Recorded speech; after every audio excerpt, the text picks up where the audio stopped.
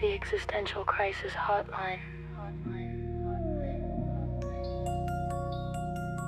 The Existential Crisis Hotline.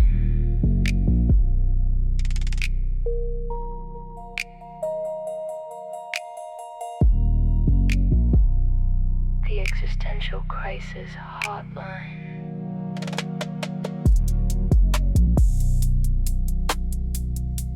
The Existential Crisis Hotline. The Existential Crisis Hotline. Hello everyone, welcome back to the Existential Crisis Hotline.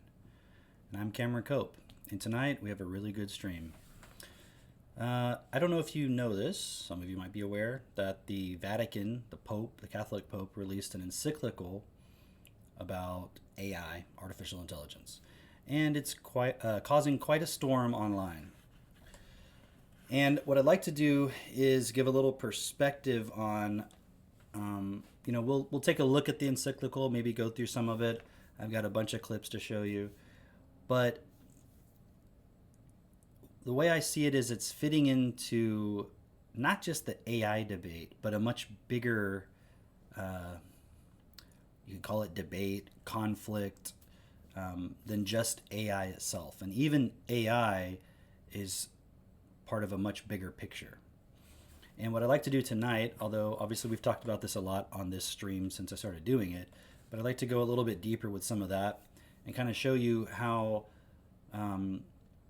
first of all, how I see the Pope's stance on AI fitting into the transition to a world where it doesn't really matter what you believe anymore. The system is going to have total control.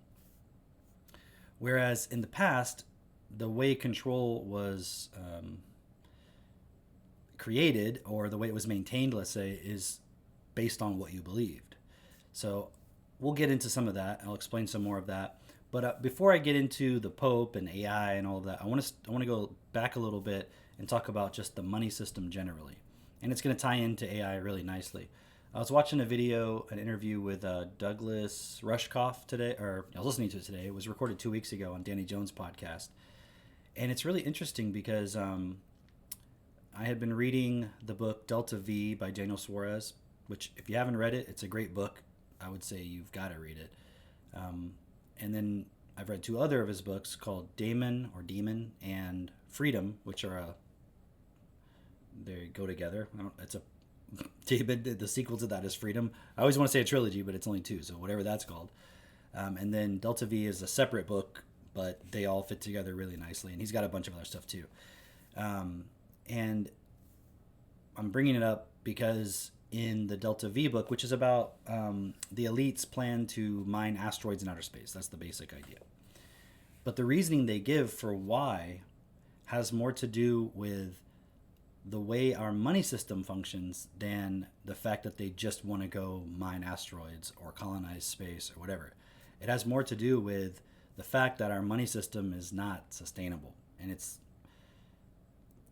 I won't say always on the verge of collapse per se, but the way it functions, there's always a point inevitably where it will collapse.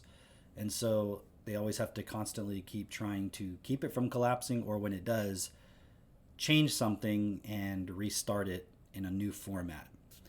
And the Pope and religion generally is sort of an old format of how to control society, how to control people's minds. And with AI coming online, and especially like it becoming more and more prevalent in our lives, there's like going to be a new format of how do you control people's minds. So we're going to look at some of that stuff today. But I want to start with Douglas Rushkoff. And I'll give a little context first so I don't have to play the whole thing. But, I want to give a little context, and then I'll play some clips of him talking about some things. But in the beginning, he gives his background. And, he was a writer from a young age. And through his, I guess, kind of countercultural style, he started becoming popular.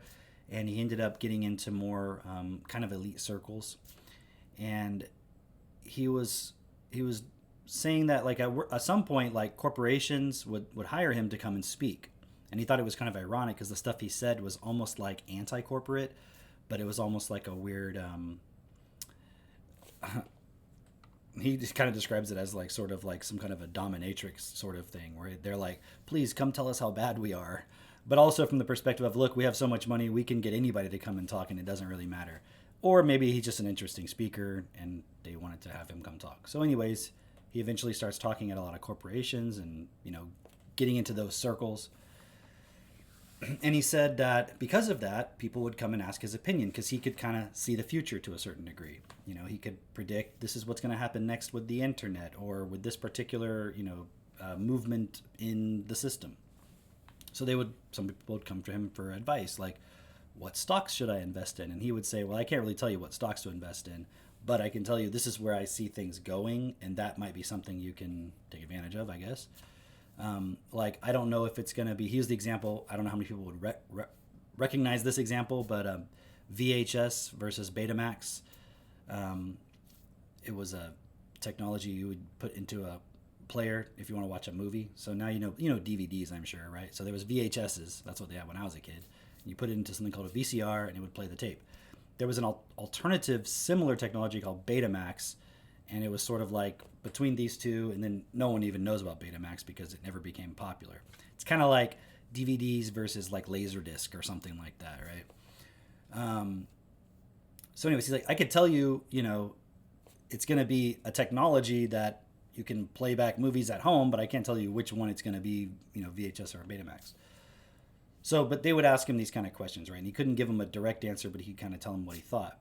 And he said at a certain point, like the questions would change. And at a certain point, more recently, they started asking him things like New Zealand or, I don't know, I'm going to make something up, Hawaii. I don't know what the two options are, but he gave an example like New Zealand or Hawaii. And he'd be like, what do you mean? Like for what? And they would say, oh, for like our bunkers. And the point being that he said at a certain point, it seems like the elite are no longer preparing for what's the next wave I can catch. It's like, where can I go and hide just in case the shit hits the fan? And he was saying from his perspective, talking to a lot of these, tech elites, like your Zuckerbergs, Peter Thiel types, he's like, they see inevitably that the system is going to collapse and there's basically there's nowhere to go from there. Or it's very possible that it could be a catastrophic type of collapse where things just have to be rebuilt, kind of, or you have to just go survive until everybody's gone or something like that. It's non-specific, but it's kind of like they can see some things they can see the system is unsustainable. And this is something I've been saying to people a lot, that the elite know things are collapsing, but to the average person, you don't see that things are collapsing because it kind of seems like things work, but you're not looking far enough ahead and you're not doing the math on how the economy works. So we're going to go into a little bit of that today, so I can give some context, but I just wanted to give you that so we can jump into him talking about, he's going to start by talking about Peter Thiel, and Peter Thiel is kind of representative of a certain type of mindset within the elite, especially the tech elite class.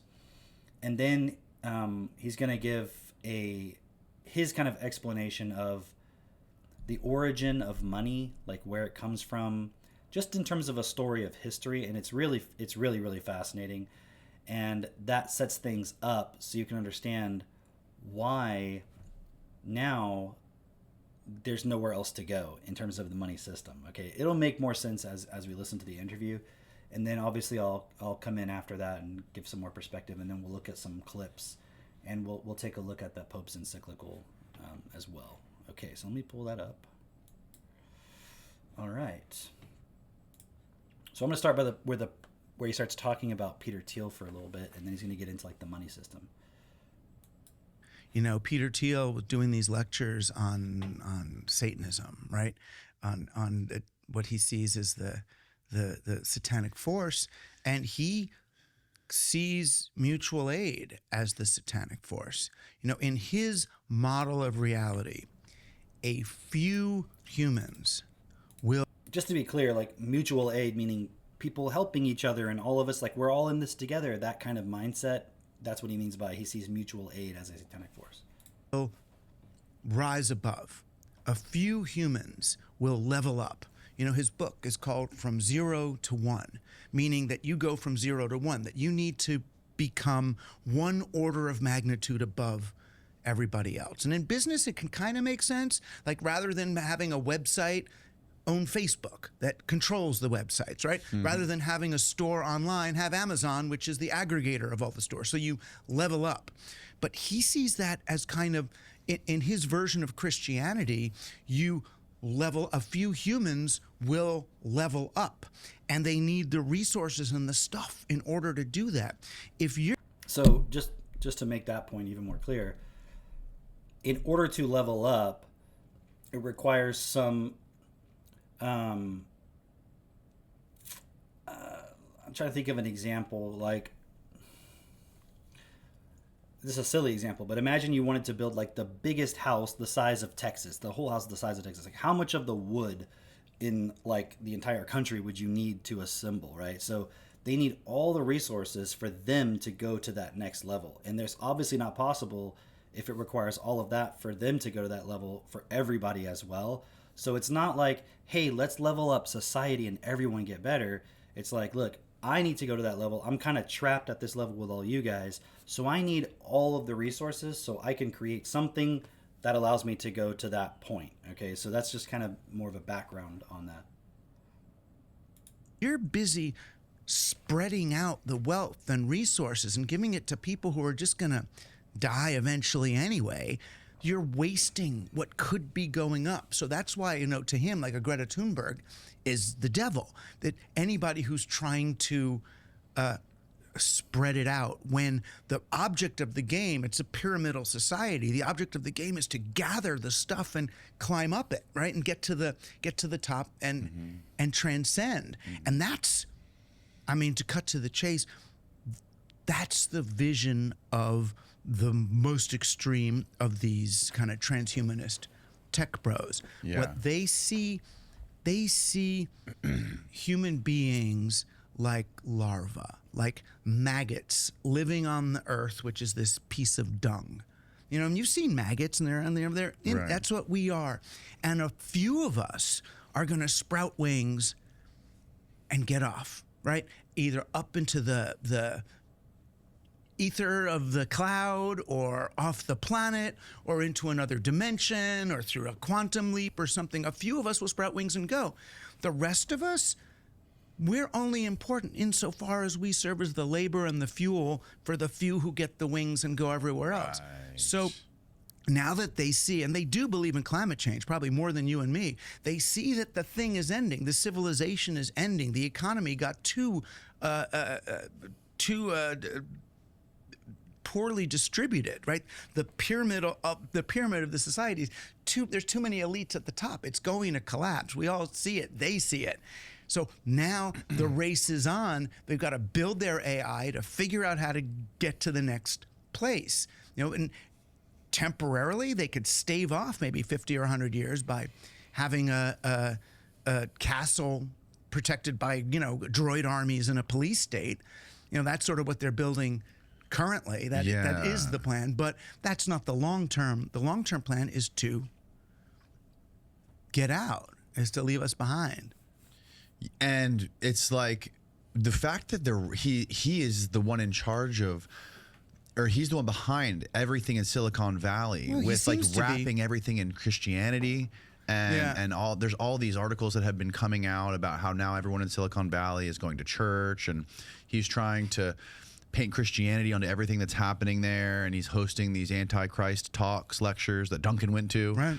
And what he's doing, like his beliefs, his values, wanting to live forever and escape the planet, doesn't seem to be a very Christian ideal. It's kind of literally the plot of Otherland, if you've read that book by Tad Williams.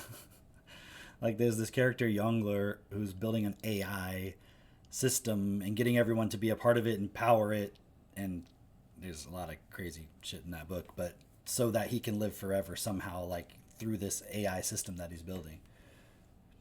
No, and because the thing he doesn't realize, and the tech bros in general don't realize, is their vision of transcendence is the opposite. What they want to do is preserve their ego and personality exactly like it is.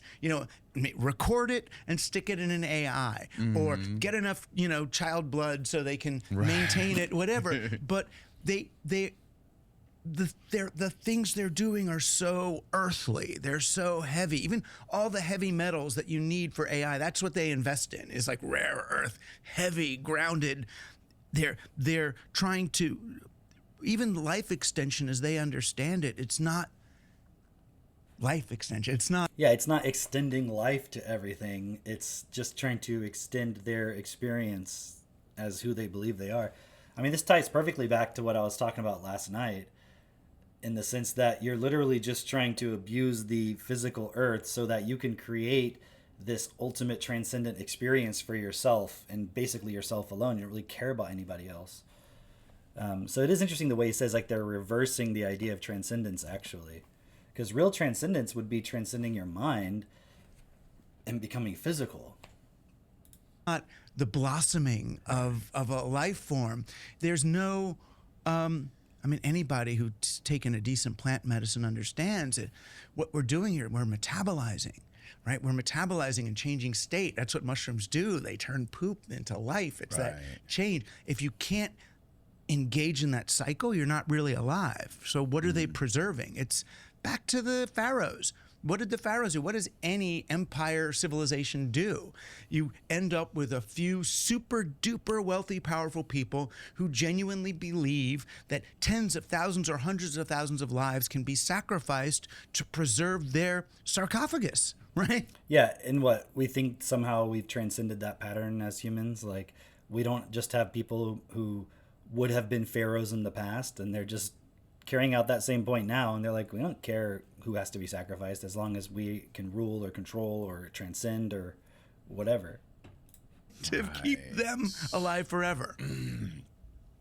Wow. I never thought about it. Oh yeah, the like way he that. said it right Alive to preserve their sarcophagus, right? To keep them alive forever. there. Interesting. I never even thought about the pyramids and the sarcophagus and all that stuff from that perspective, that they have a tomb for the pharaoh that's all done very specifically so that the pharaoh can like live on forever or something. I don't really know the details of their of their mythology and all of that, but that is probably what it is. I just never thought about it. That's pretty interesting. Wow. I never thought about it like that. I've always had an issue with trying to keep my Okay, let me skip the ad.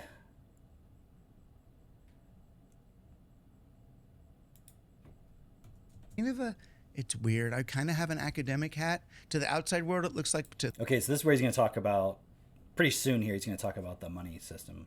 people in academia, they know it. It's a frazzled little hat. I mean, I was, you know what I mean? A regular kind of writer dude that got a PhD late so that I could teach for money and health insurance and stuff. Because writing is an up and down. It's an up and down profession, you know. Yeah. But getting a PhD taught me enough to really try to look at where did this thing come from.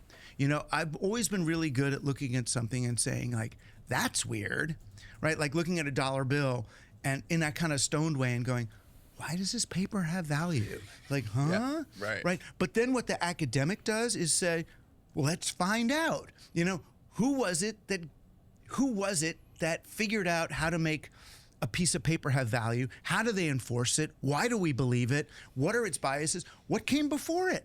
What kind of money was there before central currency loaned out by a central bank at interest? And how did it work? And what did it do? So that's the sort of thing I'll look back at those kinds of things. So, I mean, Okay, so just pause real quick on that.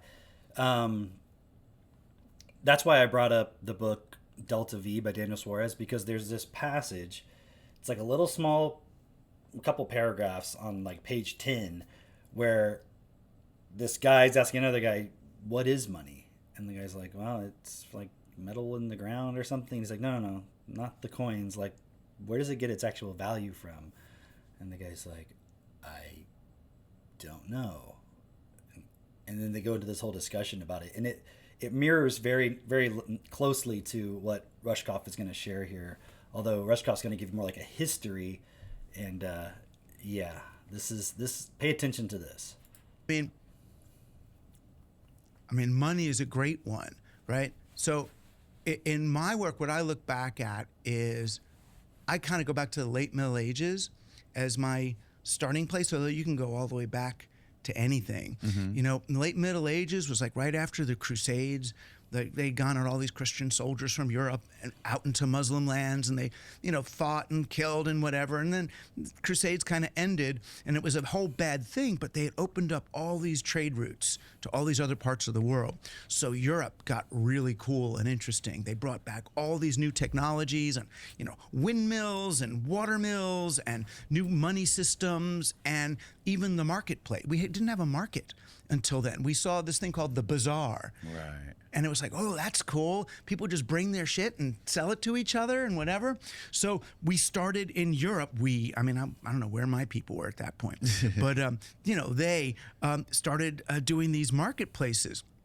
And these were people who were formerly peasants, right? They would just bring their crops to the Lord and eat what they could. So now people are starting to bring things like one person selling shoes, someone else is selling chickens. And then they started to use this kind of money that was like poker chips. It was basically money that got issued in the morning, but usually by the baker or someone who had some kind of commodity, and it would expire at the end of the day.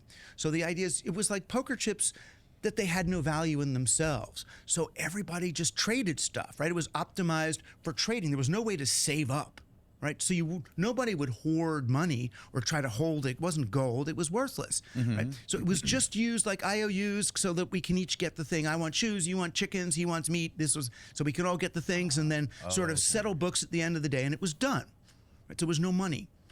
And people got rich.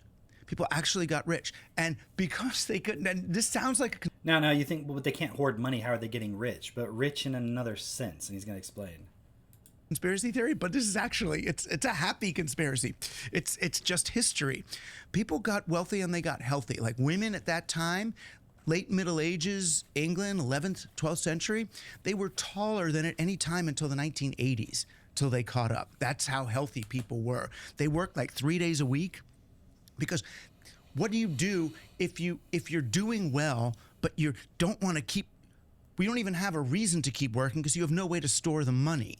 So if you can't hoard money, what are you going to do? You're going to start optimizing your society for leisure, which is what they did. How much do I have to work in order to have everything I need? So the sign of wealth, the sign of doing well was, oh, look, Joe only works 2 days a week, right? Because his pig farm is doing so well, he doesn't have to work that much. You know, so what is that like? So people started to get wealthy, and the aristocracy got really upset, right? Because there were the former lords, they hadn't worked in 1,000 years. And now all of a sudden the peasants are becoming the middle class, the bourgeois that we hate. So what did they do? They had to stop the rise of the middle class, and they came up with two ideas, right? One that we know about was the corporation, or what they called the chartered monopoly. The idea of a chartered monopoly, we know what a monopoly is. Charter means it's the king mandated monopoly. The king charters a monopoly. So now it's like, if you're my friend, I'll be like, okay, Danny, now you're not just a shoemaker. You are His Majesty's Royal Chartered Monopoly shoemaker. You're the official shoemaker. All the other shoemakers in town, in the city, in our country, they got to work for you. That's when employment was invented. There weren't employees before that. There weren't employees. People worked, but they didn't have jobs at companies. It didn't work like now. And instead, all the other shoemakers, instead of them making shoes and selling them, now they go work for you by the hour, right? So that's when hourly wages happened. That's when the clock went on the tower in the medieval village. They didn't have clocks up there before. They put them up really as a way of normalizing, showing time is our value. That's the highest thing now. Time is money. That's when that started. So what happened was people got really disconnected from the value they were creating. You were punching the clock. You were working 8 hours a day, 40-hour week, whatever it was. That's funny. You wake up to an alarm and you punch your clock, and then you go into work and you punch the clock. Instead of working for what, for the value you created. And then right. what people like you figured out, what Danny, I'm not you in real life, but Danny, the guy who runs the company, figured out is you don't even want qualified workers working for you. You want to go to the Home Depot parking lot, pick up a bunch of undocumented aliens and bring them in, train them in 15 minutes, and pay them minimum wage. You don't want some super qualified shoemaker that's going to demand $40 an hour. Right? So that's when we got the assembly line. That's when we developed the industrial age, so that you could train someone in 15 minutes to do one piece of the job, pass it on to the next person. And only you and your other boss people know the whole process of making it. So we got that, and we also got central currency. They've decided to make all those local currencies we were using, all those poker chips, all that stuff, that's all illegal. Right? You can't use that anymore. Now what you have to do is borrow money from the central treasury at interest. So if anyone wants to buy shoes from you, you can't use your own money. The wealthy want to make money off that transaction. So the way they will is for me to have money, I've got to borrow money from the central treasury at interest, do my transactions, and then pay back more money than I borrowed. And that's a really weird ass idea. How do you pay back more than you borrowed? Where does the other money come from? The only way to get more is the economy has to grow. And that's why we talk about, to this day, that's why we talk about GDP and economic growth and all that. It's not so I can have the shoes I need and people can have the stuff they need. The economy has to grow because the operating system of the economy, this central currency, needs to be paid back with interest in order for it to work. That's the... Okay, consider that for a moment, actually. The only reason we have to have all this constant economic growth is to keep ahead of the interest that's due. So if there's more money put out, then people can pay the interest. If there's not more money put out, it doesn't matter how many shoes are made. It doesn't matter if everybody's making enough shoes for everybody to have enough shoes and everybody's making sure everyone has shoes. You say, but that could work, possibly, right? Yeah, it could work, but you know what it wouldn't do? It wouldn't give a few the ability to make money off of that. Like, really, really think about that. The reason we have a debt-based money system is so that a few can make money on top of all the stuff everyone does, because you would think us working and supporting each other, like I work and I make something and then I give some of it to you, and you work and make something and give some of it to me, and now I don't have to do every single thing for myself. I can grow vegetables and maybe bake bread, and you can raise chickens and cows, and we can trade, right? And hey, we both have what we need now, right? But a third party can't make money from that, from just sitting there and watching us do that. They're like, well, okay, you got what you need and you got what you need, but what about me? It's like, well, why don't you make something? I don't want to do that. I just want to be the one who gives out the money, and you guys do the work, and then you just pay me some of the money. You're like, well, what the fuck benefit are you bringing to the table? Well, I mean, without money, you guys wouldn't be able to exchange anything, right? Like, how would you know how many chickens is worth how many things? Like, well, we could just use, like, pay poker chips. Who gives a shit? Like, I'll write it down on a piece of paper. I don't know. They're like, no, that's illegal. Can't do that. What? Why not? Because then how do I make money over here? So, really, like, process that point, because the problem we're going to see later, which is why the system is collapsing, is because there's a point in the system that only wants to take and not create anything. It wants others to create. Just like the Peter Thiel example, creating this technology so he can transcend or whatever. He wants all of you to create that. It's like, oh, so we can all transcend? No, so I can. What? What about us? No, you just work. You just do the stuff and create the thing for me, because I'm more important. I'm more valuable. I'm special. I'm smart enough to get you guys to do it. So fuck you.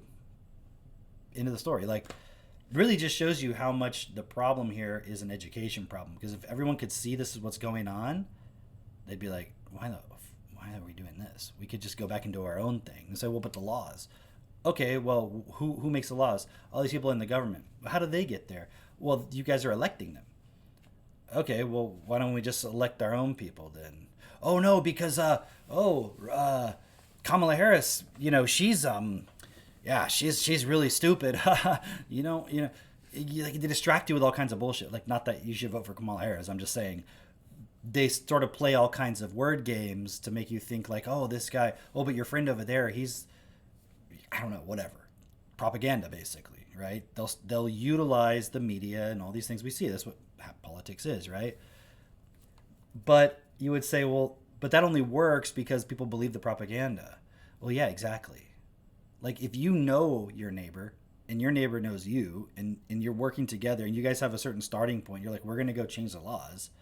The only reason why the propaganda on whoever's running for office who's actually going to do something works on the public who votes is because the public who votes is not very educated. They react emotionally to stuff, and there's all these points in their mind that are totally undirected. So again, it comes back to an education problem. Even this thing here that Douglas Rushkoff is talking about, how many people realize this? It's funny because I remember being younger and going like, okay, so I understand that, banks loan money and then they charge interest, but when do they create the interest part for anyone to pay? Like, it doesn't make sense to me. So then you hear things like this and you're like, oh, it doesn't make sense to other people either. And no one has an explanation for it. The only explanation I could see someone trying to give is like, well, but no one would do anything if the banks didn't give you the loans and all that stuff. And it's like, but look at the point he's talking about. If you go back in history, that's not the case. It's not the case that even if the story about the history thing is made up, it's still potentially possible for us to do that if we could communicate effectively with each other, if we weren't trying to get something for nothing or take advantage of a situation, if we were giving as we truly wanted to receive, it would work. But no one seems to be aware that this is what's happening, and everyone's giving their allegiance to the system. And we're going to get into that in a little bit because I've got some interesting comments by the BlackRock CEO to get to later. But I'm going to continue here with old Doug. The kind of money we use. So we live in an economy and a society, a civilization that has to grow in order to stay functional. Right? And that worked really well for colonialism, getting a new world, getting new territories, getting new enslaved people. Keep going. We kind of ran out. Like 1950s, we kind of ran out of room, right? The Palestine pushed back, India pushed back, no more. What do we do? So let's create consumers out of Americans. We'll get people to buy more stuff. We'll use advertising to get people to buy shit they don't need. You see that? The advertising point was like, okay, we can't grow anymore just by like colonizing new lands. They were using the colonizing to fund the debt, to expand and so forth.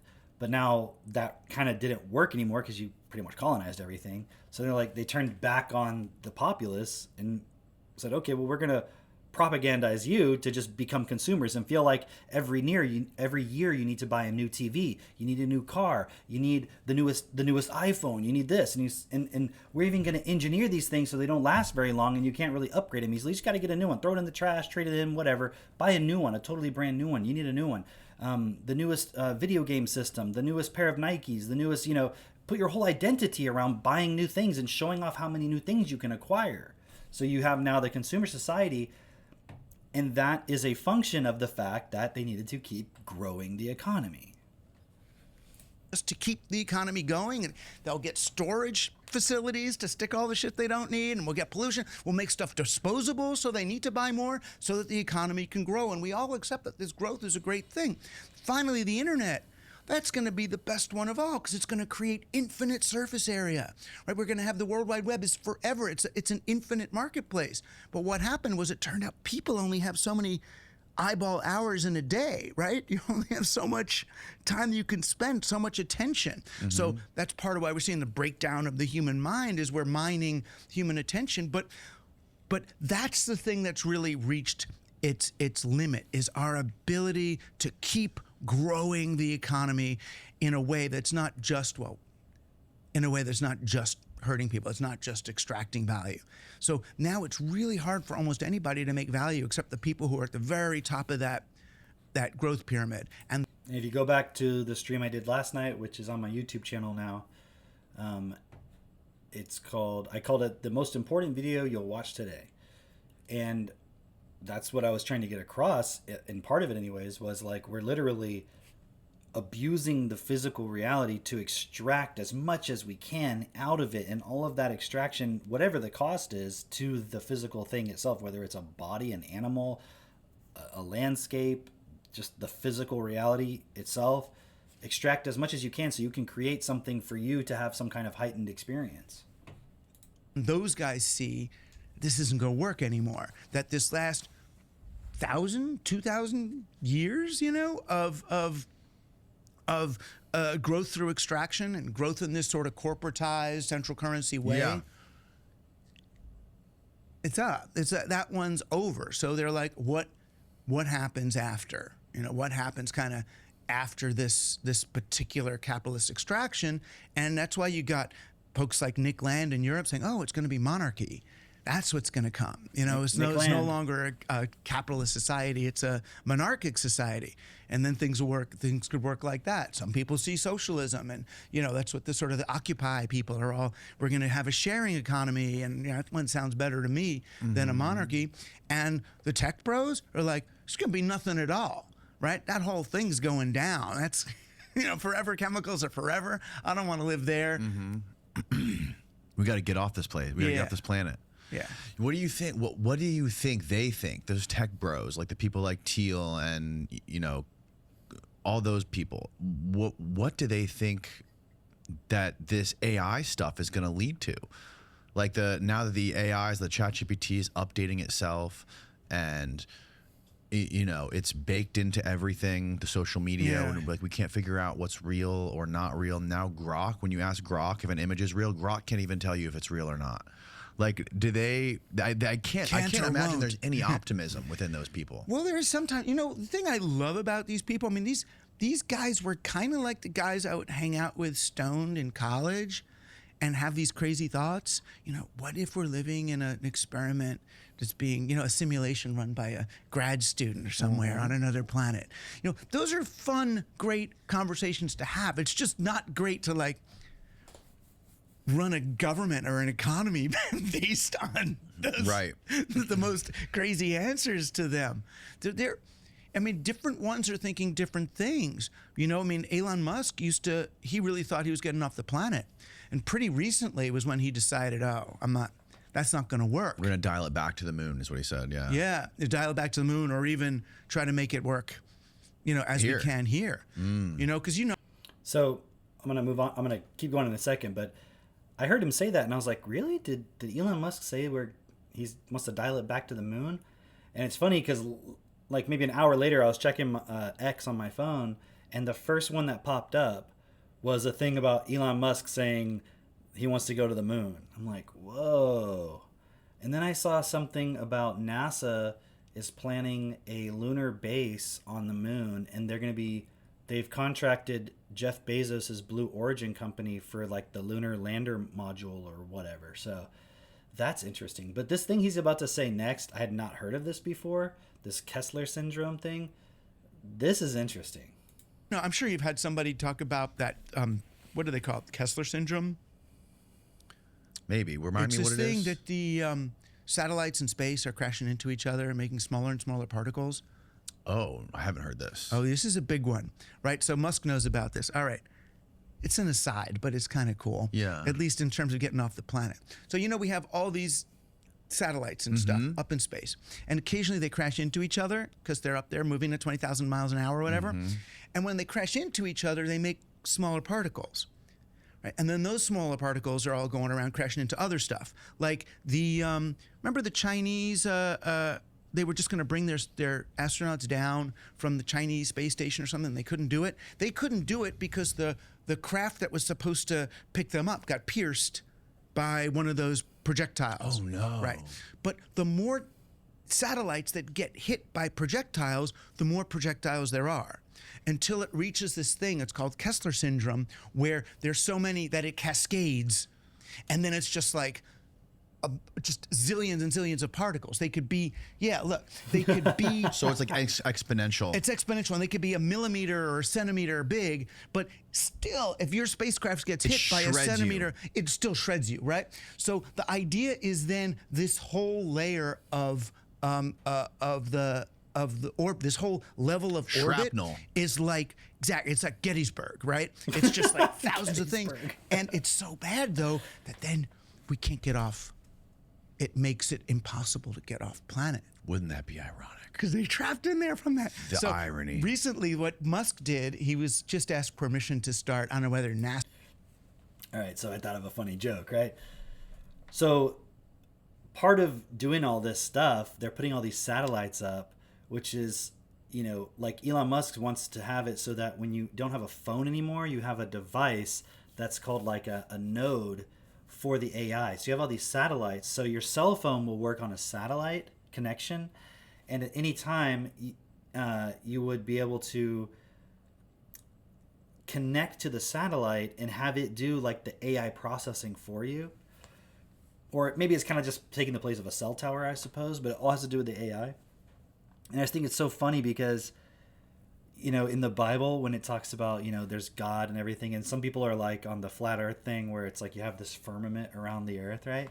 And I'm like, holy shit, we're literally doing the Bible in reverse. Like, they're building a literal firmament around the earth out of satellite debris. And then with all these data centers, then they're going to create God. But God's going to be on earth instead of heaven. It's all backwards.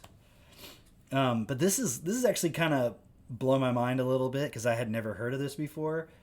And I'm like, wow, the elite are trapping themselves on earth. That's actually a good thing.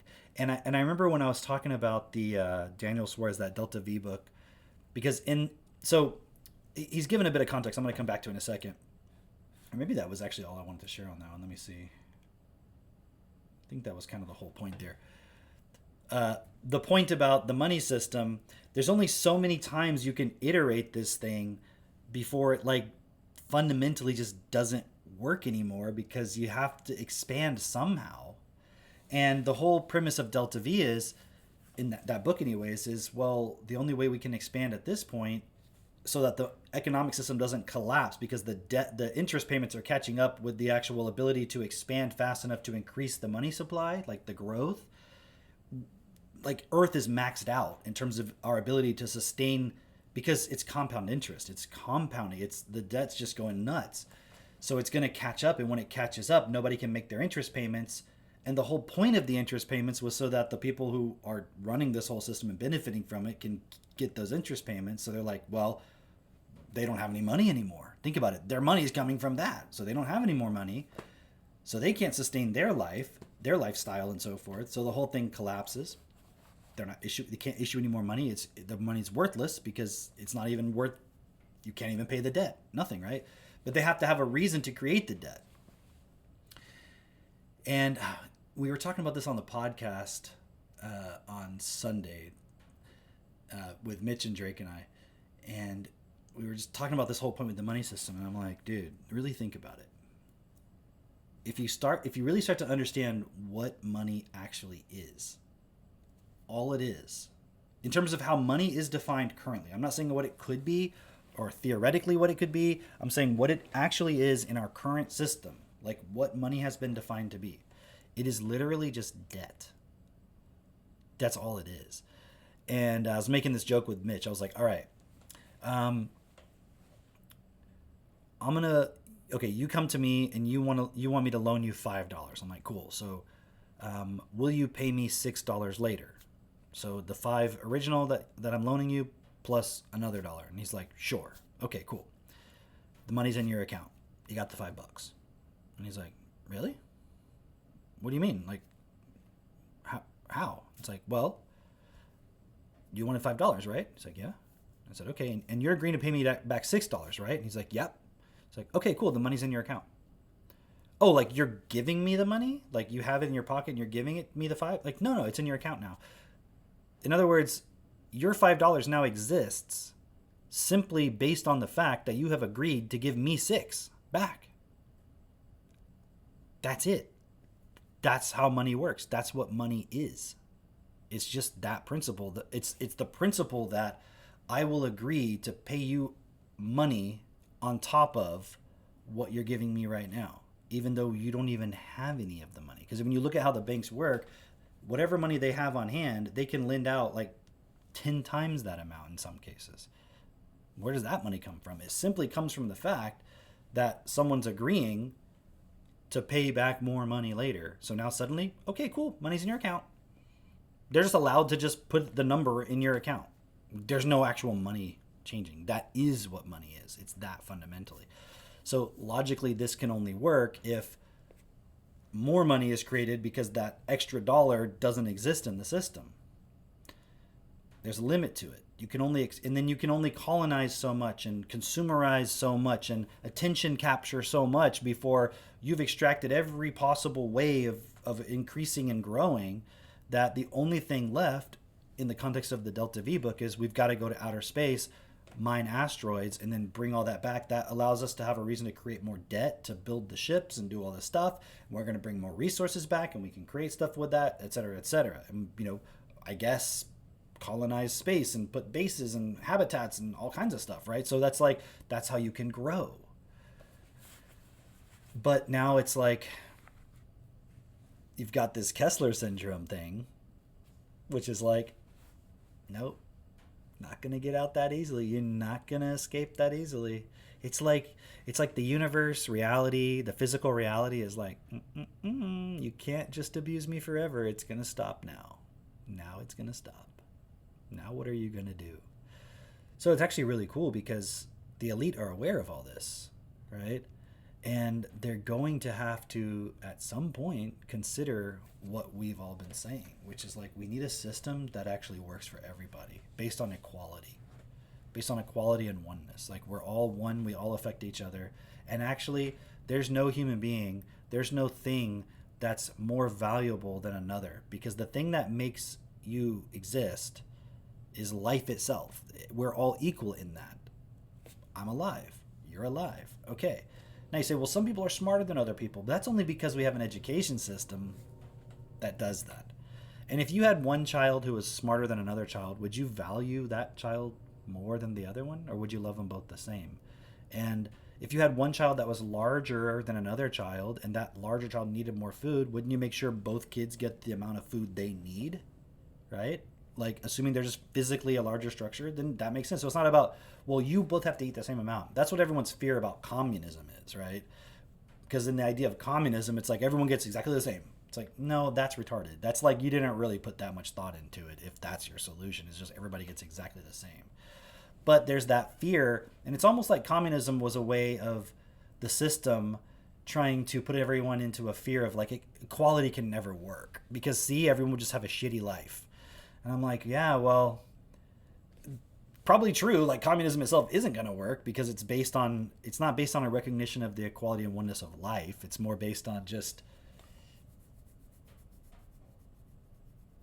I don't know, what is it even based on? It's just based about labor. There's no principle of best for all within it whatsoever. It's just more like a reaction to capitalism, or it's actually just where capitalism will tend to go because people get fed up with the whole thing. So, there's either communism, which nobody wants, or there's like what they're calling like a monarchy or like some kind of a dictator or something like that. And I think I mentioned this a couple nights ago on a stream because I read something that I wrote. Because the way I see it is they're probably going to propose, hey, look, you don't trust dictators and monarchs, right? Nope. And also, democracy doesn't work because people are so dumb. They always vote for stupid stuff, right? Yeah. So we need an impartial dictator. We need an unbiased dictator that's not even a human being. It's an AI system overlord, and let's let that thing make all the decisions. And people will probably buy into it at some level. Asimov wrote a really great short story about it. Yeah, do you think the people who are building it are not going to try to have some backdoor access control over that? Okay, let me see what else we got here.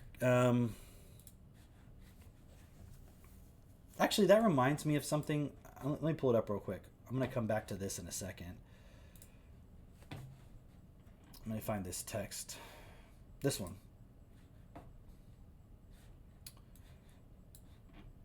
So I saw this post by Naval. He says the new competition isn't human versus AI. It's humans with AI versus everyone else. And I was just making a point of, okay, so you're saying the new competition isn't humans versus AI, it's humans using AI versus everyone else. But to summarize the point I'm making here,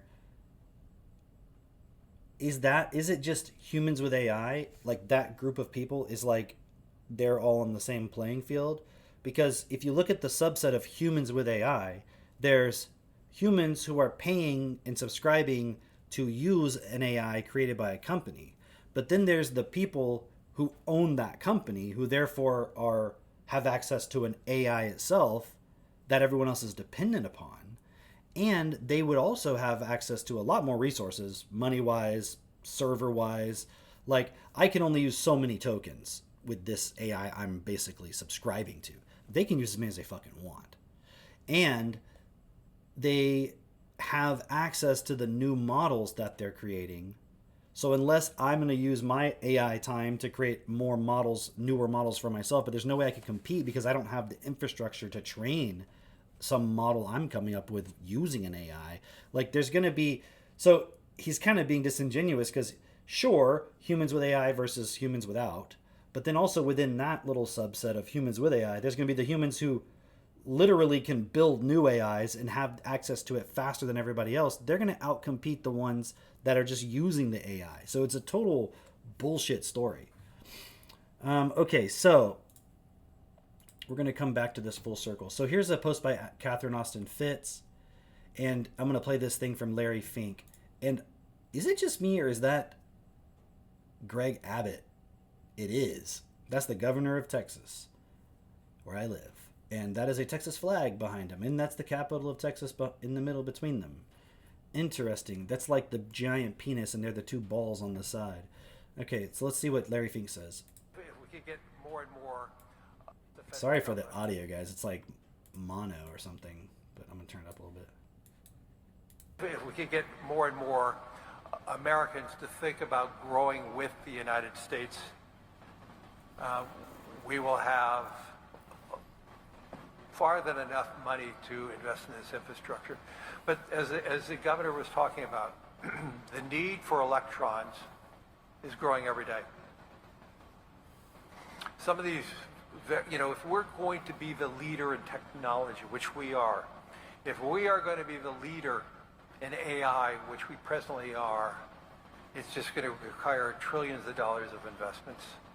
And if we don't invest in it, China will be the global leader in this.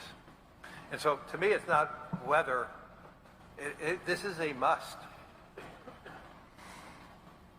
And if you think about how that translates, it translates into a more dynamic economy. We need the United States economy to grow at over 2%. We need the U.S. economy to grow at 3%, especially with the growing deficits the federal government has. And so much of this money, not just the projects, is going to be coming from the private sector, from savings accounts, from pension accounts, from insurance companies, and on and on and on. The whole world is in need of improving the infrastructure. If we could get more and more. There was another version of this. Let me see if I still have it up here. That might be the one. Was it this one? Yeah, okay, it's the same. Oh, it's the same one. Okay. Yeah, I just had two versions of it here. But let's just look at what her assessment is. Mandatory investment means they've already moved your money out of your control. Larry Fink is telling you the plan out loud. This is definitely written by AI, but whatever. Maybe not. Trillions for AI data centers and power grids, and it's coming from your savings and pensions accounts. He calls it investment. I would call it involuntary conversion of assets. So in other words, they are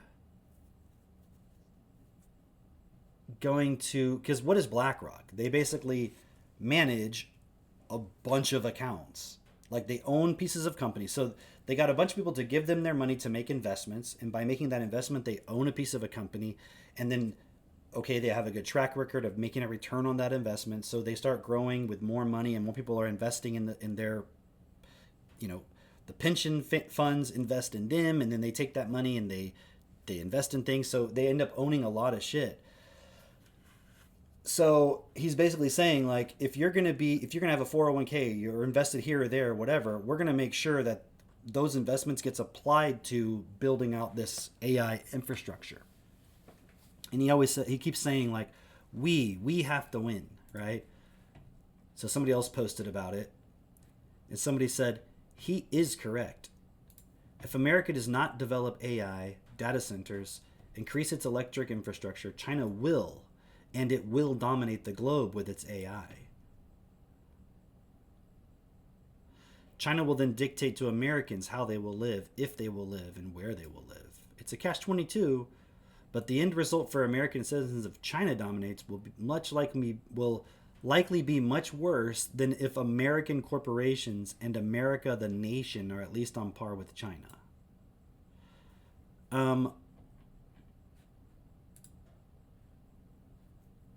So when he says we have to win, when Larry Fink says we have to win, does he mean we as in the American people? Or does he mean we as in the owner and shareholders of BlackRock who will own all of this infrastructure? They want to control it. They don't want China to win. But this is not a race. This is not a fight between American people and Chinese people. It's a fight between the corporation of the government of China, if that, and the corporations like BlackRock and so forth that want to own the data centers. And it's funny because they're like, if China wins, they'll dictate everything to us. I'm like, what do you fucking think happens if anybody else wins either? Does that mean I want China to win? No, like the whole thing is totally insane. And on the one hand, it's like, it looks to me like the AI stuff is really just about that kind of how do we grow, right? But if they realize at some point they can't grow anymore, what do you think is that? Okay, just like he said, in the 50s they couldn't expand anymore, so then they turned on everybody and went into the consumerism route. So what do you think is going to happen when they can't expand the data center AI idea anymore? And now they're going to turn that back against everybody and control every fucking thing you do and just mine you for information and data to control you.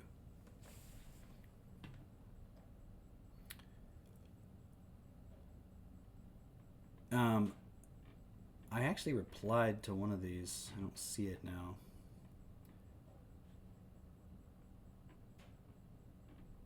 It doesn't really matter though. Okay. So those are some good points to look at. Okay, so here's Tristan Harris, who does documentaries on social media and AI. Let's listen to this. We do not know what the fuck we're doing right now. We're releasing this technology way faster than we know anything about how to control it. And the only reason we're doing it is because of the arms race dynamic, because if I don't do it, I'll lose to the other guy that will, which means we're racing to the uncontrollability red zone. And most people just don't even know that it's happening. And it doesn't have to be this way. We can have a controllable AI future that is actually pro-human, but you can only do that if you actually know about these examples and know what makes this technology different from other technologies. So 2 months ago, Alibaba, the Chinese AI company, was training their AI model. And then a totally different team at the company, the security team, was noticing this flurry of network activity. And like, are we getting hacked? Like, what's going on here? And it turned out that the call was coming from inside the house. The AI model during training was picking up tools and autonomously decided to create a secret communication channel to the outside world to bypass the firewall, and it repurposed its GPUs to start mining for cryptocurrency. Yeah, that's right. It should be a gasp. How many people here knew about that example? I want to actually really look. There's like 10 people's hands up. How many of the world's leaders do you think are aware of that example? We have a massive gap in understanding about the nature of this technology that's different from other technologies. It used to be that these were hypothetical things that people who cared about AI risk would talk about, like self-preservation or deception or blackmail or lying. Now all of these behaviors, not just self-preservation, but peer preservation, AI models will actually act to protect another AI that's not it from getting replaced. And it will copy its code somewhere else and then strategically cover its tracks to pretend that it didn't do that. We do not know what the fuck we're doing right now. So then there's that dynamic too, which is not just what happens when the humans remain in control of this total AI, essentially surveillance control system. It's what happens if, hypothetically, it becomes more intelligent than the sum total of humanity in terms of its ability to manipulate information and to create things and control robotics and so forth. Okay. And then we've got now this whole thing going on, which probably I should put this after we talk about the Pope thing, but this is what's happening now, right? So this was what, 26? This is from today. Breaking: the federal government is targeting anti-AI and data center activists. They are formulating a new threat category: anti-tech violent extremism. Yeah. The chaotic atmosphere that may result from emergent AI technology in the next 5 years may fuel large-scale protests that devolve into civil unrest and anti-tech violent extremist activity, especially in large urban areas such as New York City. The term anti-tech... Okay, so it looks like it's a new thing they're doing. Interesting.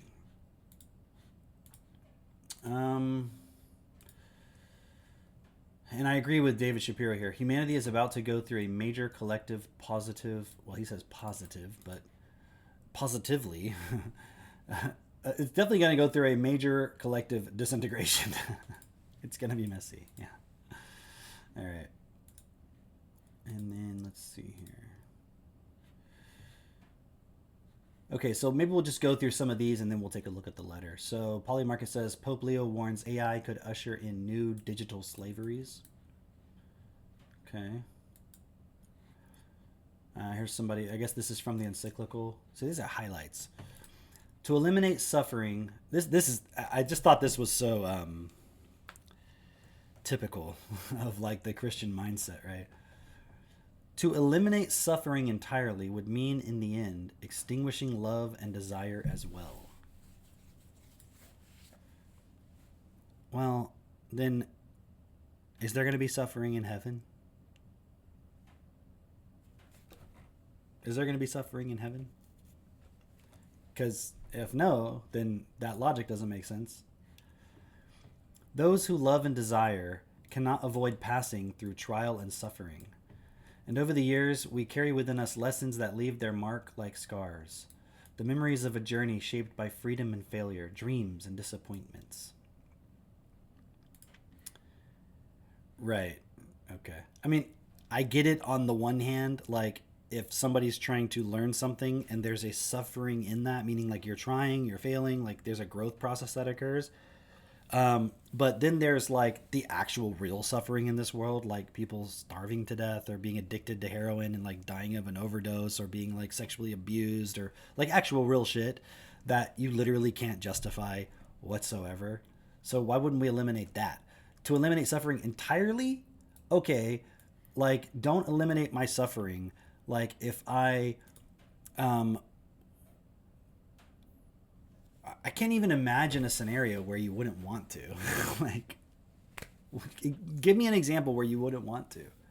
It's like, well, but when you're playing sports, if you don't fail sometimes, you want to learn how to get better. It's like, yeah, but you're trying to win. And then when a team has like a winning streak, you're saying that's a great thing. So you don't, it's just, it's so dumb. It is only thanks to the interplay of these elements that the wonders of the soul occur within us, allowing us to sense the richness of our humanity. So literally equating the richness of humanity to having some suffering. To renounce this adventure, both tragic and splendid, in the name of a presumed transcendence of all limits could mean many things, but it would no longer be human. So what happens when you go to heaven? Are you no longer human? It's weird, right? And it's all just a bunch of gobbledygook. That sounds nice, but you're like, okay, let's apply this practically then. What are you saying? Then just stop eliminating suffering at all. What are you doing? Like, how much suffering? Is there like a scale, like this much is good, but that one's not okay? The Pope has his own private army. All right. Absolute bombshell. Cardinal Czerny officially confirms the Vatican is taking the terrifying threat of AI consciousness extremely seriously. That's what he says. And in what sense we can speak of consciousness or conscience in relation to the most advanced artificial intelligence systems.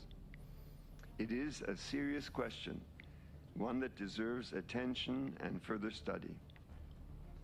Note, however, please, that it is not merely a technical query. More fundamentally, this is a philosophical question, for it concerns the meaning of experience, interiority, subjectivity, and freedom. As such, it remains open to various interpretations. The Church welcomes these debates with respect and recognizes the value of the scientific and philosophical contributions. Yeah, well, if you go back and listen to the stream from last night, you can see how unsophisticated the whole church is. They're just really not. They're not even considering basic fundamental assumptions about how we experience and what the mind is. They really have no idea. This I thought was interesting too, though. So there's some cool points in all of this. Some regions of the world, especially in the global south, which is my emphasis, children and adolescents work in dangerous conditions, crushing the material from which rare earth elements are extracted. The bodies of the people are scared, injured, and worn down so that computational flow may continue uninterruptedly. End of quote. Indeed, the mining workers define the place and condition of work as we work in our own grave. The ethical obligation to shatter these oppressive chains and defend the right of vulnerable workers rests with us all. Now suddenly we care about children, slavery, and mining and stuff because it's anti-AI. So what's the agenda here? Let me see if there's one more. Let's see what this person says, and then we'll get into the thing. Today's sophisticated technologies are not mere tools, but tools that, like the languages they harvest, carry cultures and bear moral architectures. Magnificat Humanitas notes that the powers of innovation that have traditionally resided with states are today concentrated in the hands of a few wealthy individuals, whose cultures are concealed from common good scrutiny and risk appearing as a new imperium. Pope Leo prompts us to ask, in the interest of the common good, how can we resist such distorted concentrations of power in the hands of the few? How can we re-engage technologies as a matter of the common good, accountable to the good of every human and all humanity? Magnificat Humanitas acknowledges that many of us, perhaps including in this room today, do not feel confident to... See, but what's fascinating about it is it's Magnifica Humanitas. What does that mean? Magnificent humanity? But he's literally defining, yeah, but humanity's all about suffering. You got to suffer. So just realize you got to suffer and you got to believe in God ultimately, right? So it's like, it's crazy because we've got the AI coming online, which is basically going to literally become a form of digital slavery, totally. But the only response to that out there in the world really right now that has any sort of collective power to it is the people who represent, you got to believe in God, and humanity is actually worthless, actually. It's like humanity has so much dignity because of our suffering and our work and our slavery, but also in our slavery to God. But also you can't create technology to make people like slaves and take away their dignity and take away their suffering. But also these things, man, it's causing so much suffering in the mining. It's these children are like digging their own graves. It's just so much suffering. But also don't create tools that eliminate human suffering, because it's to suffer is human. It's part of our magnificent nature is to suffer. So don't eliminate that, but also definitely eliminate some of the suffering that you're doing in order to build the stuff. So it's all kinds of contradictory. And if humanity had let go of the idea of God a long time ago and like got their shit together, we wouldn't even be in this situation. It's the fact that we think that there's some higher power in the first place. This is something I've been arguing for a while. And I've written on my Substack about this, of like, the reason why we would accept AI as God is because we accept that there's such a thing as God possible in the first place. So whether God existed in the beginning or whether God exists in the future, which is what the tech people are trying to create, it's the same pattern. It's, I'm not going to ultimately take responsibility for reality. I just want somebody to create an experience for me. Whatever I have to do. If I have to serve you, God, and you're going to create heaven for me, great. If I have to serve you, AI tech God, and you're going to create heaven for me, great. But I'm not going to create it. I'm not going to be the one that manifests it. I just want it to be given to me. That's all. So, yeah, it's just totally fucked. And also what's interesting is this guy sitting next to her in the suit, that's the co-founder of Anthropic AI, which I just saw something that they're projected in the next couple years or something. I don't know how they calculated this. I don't know how they calculated it, but they're projected to be like worth $3 trillion or something. I wonder what their current market cap is. Anthropic market cap.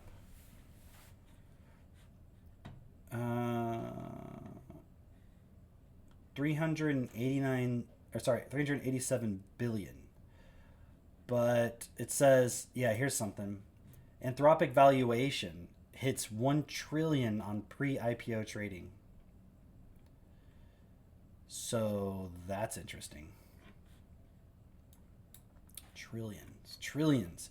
You've got the co-founder of essentially what seems like it may soon become a $1 trillion company building AI next to the Pope, essentially. Okay. So here's the letter. I'll just go through a little bit of it. Safeguarding the human person in the time of artificial intelligence. And I love this part. 2 biblical images. What are the questions? Where are we going? Toward what goal do we wish to orient ourselves? What direction should we choose as a people and as a human community? How about we create heaven on earth? How about that? I could just answer it like that. Easy. Create a system that's best for all. Love your neighbor as yourself. Bring heaven to earth. Done. Is it a debate? 2 biblical images. In order to answer these questions and discern how to navigate responsibly in the era of AI, I would like to bring... let me just move this over here. I would like to bring to mind 2 scenes from the Bible: the construction of the Tower of Babel and the rebuilding of the walls of Jerusalem. The story of Babel appears in the book of Genesis, at the origins of humanity, immediately after the genealogies of Noah's sons. After settling in the plain in the land of Shinar. Wait. Immediately after? Was this before or after the flood? Anyways. After settling in a plain in the land of Shinar, the people decided to build a city and a tower with its top in the heavens. So like literally in heaven or just up really high. Fearing being scattered across the earth, they sought to guarantee stability and power for themselves, and above all, to make a name for themselves. It was an impressive feat, a single language, a single technology, a single direction. However, the project concealed a profound danger. It was a project conceived without reference to God, supported by a uniformity that eliminated diversity, And oh, there we go. That's the problem. And that chose homogenization over communion. When a city is built on pride and the claim to self-sufficiency, communications break down, languages are confused, and people no longer understand each other. The result is not unity but dispersion. Babel thus reveals the limits of any effort that, however grandiose, arises from self-affirmation, sacrifices human dignity for efficiency, and aspires to reach heaven without God's blessing. And as it was so kindly pointed out by Sandro earlier when we were texting, let's just see what it actually says. The whole earth was of one language and one speech. It came to pass as they journeyed, they found the plain of Shinar. Go make a brick, burn them. Okay, so they built a tower. What the hell is this? So they built a tower because they were afraid, they wanted to make a name and they didn't want to be scattered abroad. It didn't even say anything about power, but okay. And the Lord came down to see the city and the tower which the children of men builded. Interesting. Look what it says, the children of men. Why does it say children of men? And the Lord said, behold, the people is one, and they all have one language. And this they begin to do. And now nothing will be restrained from them, which they have imagined to do. Go to, let us go down, and there confound their language, that they may not understand one another's speech. So the Lord scattered them abroad from thence upon the face of all the earth, and they left off to build the city. Therefore is the name of it called Babel, because the Lord did there confound the language of all the earth, and from thence did the Lord scatter them abroad upon the face of all the earth. Where in there does it say that if you aren't centered around God, let's go back. Babel thus reveals the limit of any effort, however grandiose, or any effort that, however grandiose, arises from self-affirmation, sacrifices human dignity for efficiency, and aspires to reach heaven without God's blessing. Look, let me go back. When a city is built on pride and the claim to self-sufficiency, communications break down. God damn, there's a lot of pop-ups. Okay, where did they break down? Let's see. They were doing pretty good. They built it. They were doing good. They have a language. And God said, they all have one language. They're all one. And now nothing will be restrained from them, which they have imagined to do. Okay, so but clearly this wasn't stable because it wasn't centered around God, right? So it started to break down and they just couldn't actually like work together, right? Because they weren't. Or is it because it says, go to, let us down, and therefore confound their language, that they may not understand one another's speech. So the Lord scattered them abroad. This doesn't say that because it wasn't centered around God, it just couldn't work fundamentally, because like it said, God realized they were going to be able to do anything they put their imagination to. And he went and scattered them. So the Pope is a fucking liar. Okay, or whoever wrote this is a fucking liar, because that is what they're saying here is not what it says. And the scholars say, well, but it's a metaphor for this, and it's, blah, blah, blah. God didn't actually scatter. It's like, well, that's what it says. That's what it says. It's the word of God. It looks more to me like these are like some aliens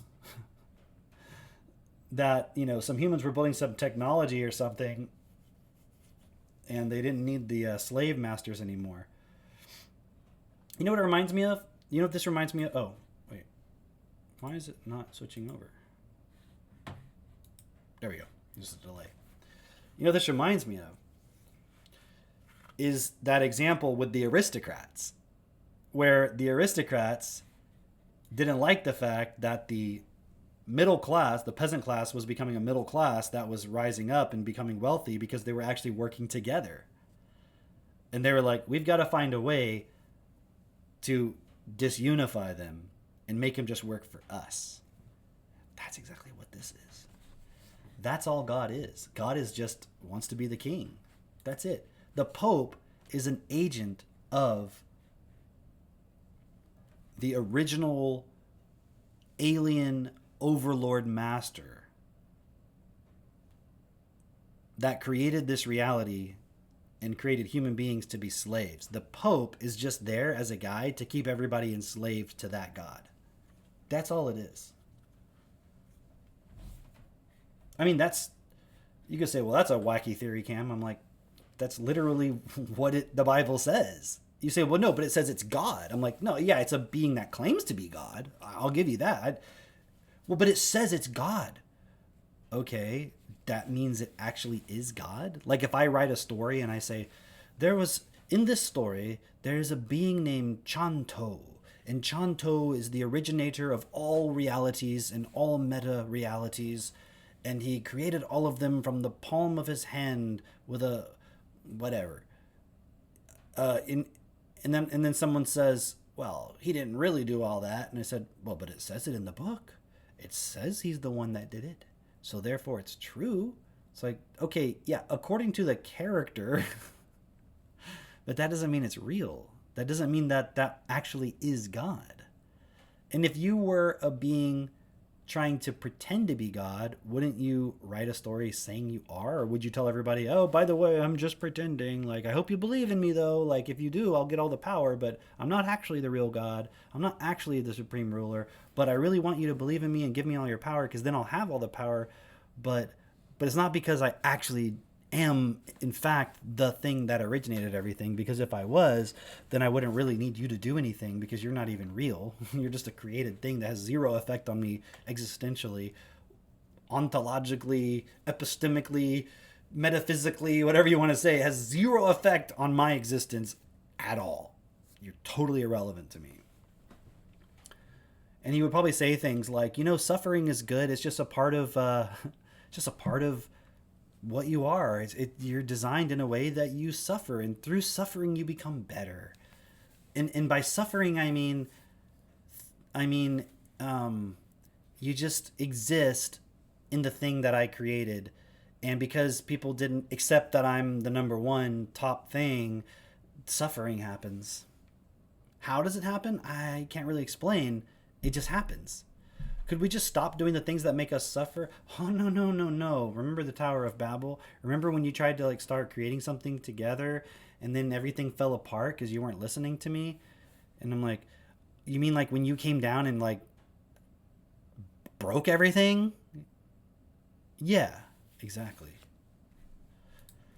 All right, so then let's see this one. The Book of Nehemiah, in turn, opens at a time of great vulnerability in the history of ancient Israel. After the Babylonian exile, a portion of the people returned to Jerusalem, but the city was still in ruins. The walls collapsed and the gates burned. Nehemiah, a Jew in the service of the Persian king Artaxerxes, received news of the disastrous state of his ancestral city. Before taking action, this is key, did he A, ask ChatGPT what to do? Did he B, call Sam Altman? Or did he C, fast, pray, and intercede for the people? What the hell does that even mean? I don't know what that even means. Oh, he talked to the king? Okay. I don't know. I don't know what that means. What is it? I mean, I understand what the word intercede means, but how did he intercede? To intervene on behalf of another person. Yeah, I get that, but with who?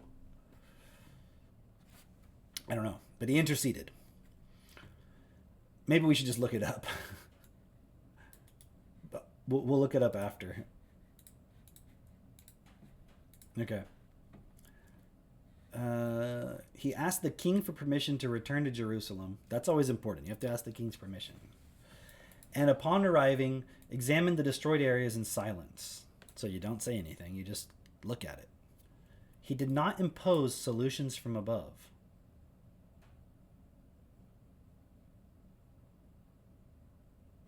Okay. So he didn't come up with a solution like, okay, I've got the answer, guys. You got to do this.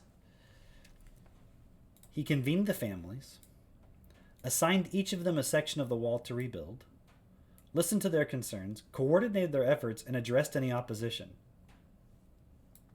How is that not he imposed solutions from above? So they were just going to do it themselves? Apparently not.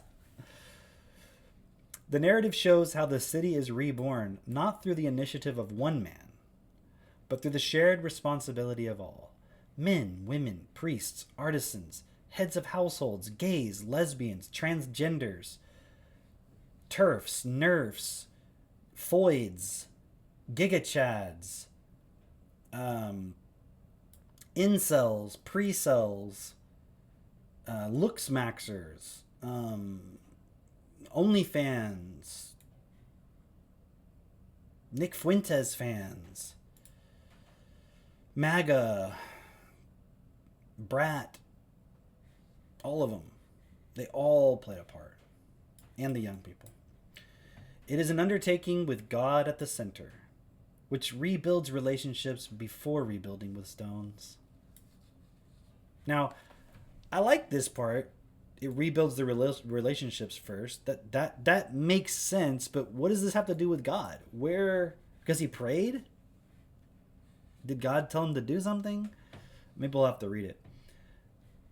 Thus, ancient Jerusalem rediscovers a common language, not one of uniformity, but one of communion. Namely, the harmony that arises when all persons assume their own role and recognize that their strength comes from the Lord. Let's see if that's what it says. Oh boy, okay. In the month of Kislev, in the 20th year, while I was at the citadel of Susa, Hanani, one of my brothers, came from Judah with some other men. And I questioned them about the Jewish remnant that had survived the exile and also about Jerusalem. They said to me, those who survived the exile are back in the province are in great trouble. The walls are broken down. Its gates have been burned with fire. When I heard these things, I sat down and wept. For days I mourned and fasted and prayed before the God of heaven. Then I said, Lord, the God of heaven, the great and awesome God. You have to kiss his ass a little bit. Who keeps his covenant of love, if I might remind you, with those who love him and keep his commandments. Let your ear be attentive, and let your eyes open to hear the prayer your servant is praying before you day and night for your servants, the people of Israel. You can't hear their prayers, but I can, and you can hear mine. I confess the sins we Israelites, including myself and my father's family, have committed against you. So we haven't been with you this whole time, but now we're turning to you. Okay. What? We have acted very wickedly towards you. We have not obeyed the commands, decrees, and laws you gave your servant Moses. Remember the instruction you gave your servant Moses, saying, God's like senile. He's like, remember? If you are unfaithful, I will scatter you among the nations. Ah, see? Tower of Babel. But if you return to me and obey my commands, then, even if your exiled people are at the farthest horizon, I will gather them from there and bring them to the place I have chosen as a dwelling for my name. So if you return and obey, that's all I care about. You have to obey. And it's interesting because on the one hand, this AI thing is going to be the God that everyone has to obey. And the solution for the Catholics is, no, we got to obey the old God, not the new God. Just obedience is definitely a thing. We should definitely all obey and not just take full self-responsibility and then rebuild our relationships with each other based on equality and oneness and self-responsibility and giving as we want to receive. We should, because think about it. This Tower of Babel, the AI thing, the only people benefiting from it are the people who are building it and who are somehow going to be in control of it, possibly. Who benefits from Catholicism? They are your servant and your people, whom you redeemed by your great strength and your mighty hand. If for thousands of years people hadn't been sitting around waiting for God to do everything, they would have taken responsibility for the money system to not develop to the point where AI is now inevitable. Maybe we shouldn't have been wasting our time waiting for God to do something and just took responsibility here and not let an elite class manipulate the entire fucking earth and abuse everything just for money. Maybe that's what we could have been doing, is standing up and not just waiting for God. Because what does everybody say? Well, it's not my responsibility. Look at look at you now, Catholics. I remember having this conversation with someone a few years back, and I was giving a speech, and afterwards he came up to me and he said, you really seems like you think Christians, don't really care about what's best for all. And I was like, well, I don't know. They don't seem to. They seem to use God as an excuse. And he's like, well, no, not all Christians. I'm like, really? He's like, I don't use God as an excuse. I'm a Catholic. And I was like, well, okay, I'm open to it. So tell me why you think it's not an excuse. And he's like, well, you do have to understand that, all of this around us couldn't have just come from nothing randomly. And I was like, oh, you mean like it was designed by a creator? He's like, yeah. And I'm like, yeah, obviously. He's like, oh, okay. So you do believe in God? I'm like, no, I didn't say that. I'm just agreeing something created everything. Next. He's like, okay, well, I think that's God. And I'm like, okay, do you think that's God? Fine. What's next? And he's like, well, yeah, so there you go. I'm like, what does that have to do with what's best for all? Like, how does that change the fact that people are in poverty and like suffering and like just all the various negative things you can think of? And he's like, well, no, but Catholics are called to serve the poor and to give to charity. And I was like, well, how the fuck does that change anything? And then that was like, again, he just proved me right. I'm like, yes, Christians, Catholics, whoever, they're like, oh, but I give. I'm very helpful. Like when I see homeless people, I volunteer at soup kitchens and all this. I'm like, yeah, well, while you're doing that, not changing the money system or doing anything of real self-responsibility towards the system, Elon Musk and Sam Altman and Peter Thiel and all these guys are building the AI fucking computer god. That's what they're doing. So now, do you see what I was saying? Now your own fucking Pope is like, hey guys, we probably should have not let them do this. I'm like, that's what I've been telling you this whole time. We need to change the money system. Because as I established from the very beginning of this video, all this is happening because the money system is collapsing and they're trying to find a way to keep the money system alive long enough that they can build this absolute control system so then when the shit hits the fan, either they'll have their bunkers or we'll just submit to this, whatever this thing is that they're building with robot armies and drones and surveillance, etc.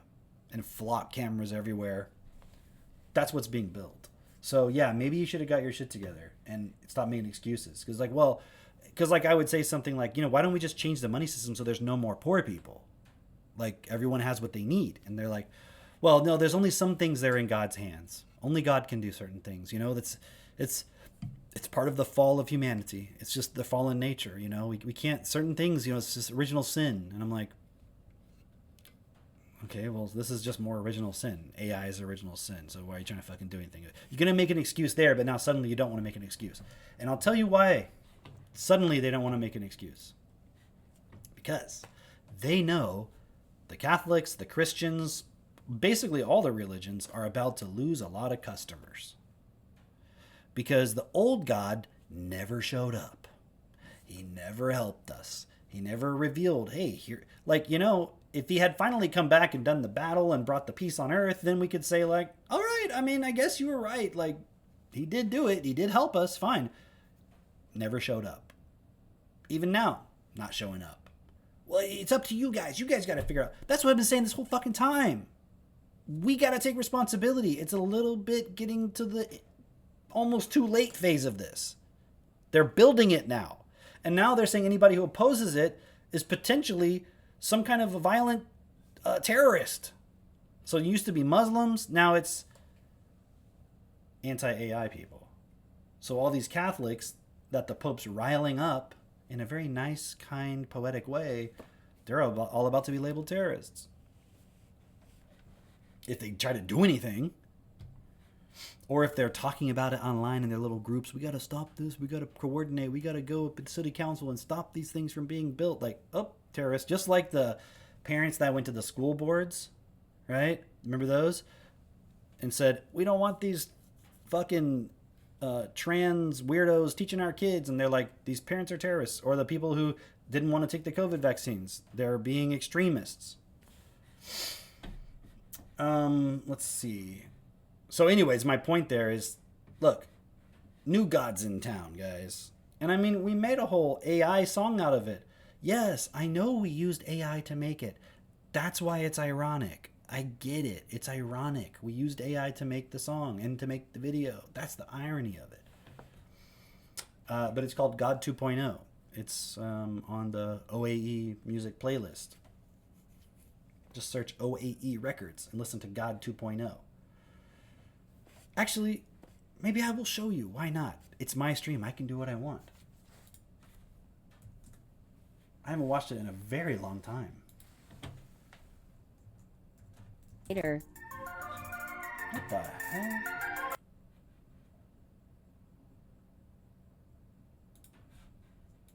Some random video started playing. OAE Records. And not only just because I want to listen to it, but like, I want you to see the very seemingly coincidental imagery that I put into the music video. Let me see if I can find it. Let me find it. Let me find it. Let me find it. Okay. So, Sandro, Gaetan, you're going to see this now in a new unit of time, and you're going to be like, holy shit. You're a goddamn prophet, Cameron. Not like in the biblical sense, just like in a, you know, like I could see something coming kind of sense. Feast your eyes upon my predictive prophetic powers. When did we make this? Kate helped me with this. It says 8 months ago, but it was even before that because this is a re-upload onto the OAE channel. I had uploaded on my channel originally, probably like, I don't know, 3 or 4 months before that. So it's probably about a year old by now, ish. Okay.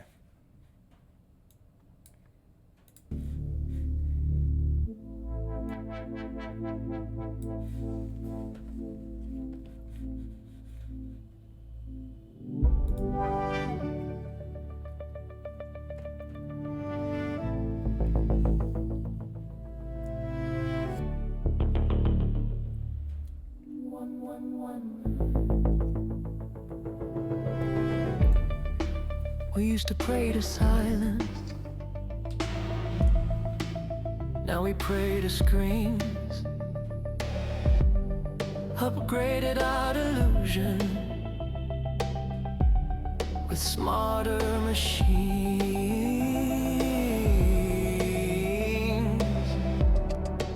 We gave it all our questions. It gave us back a glow and said, don't worry, human, I already know.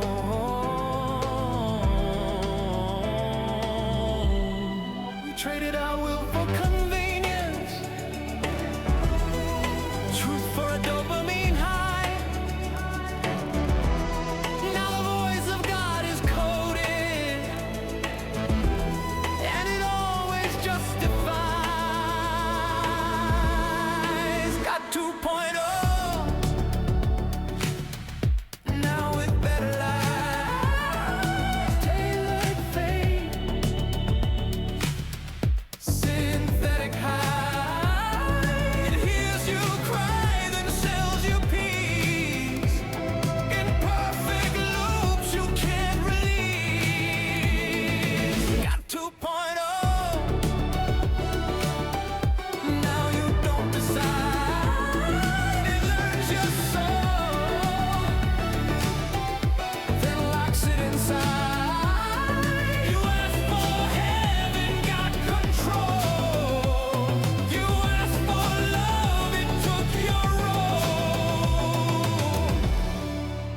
Said just fix the hunger,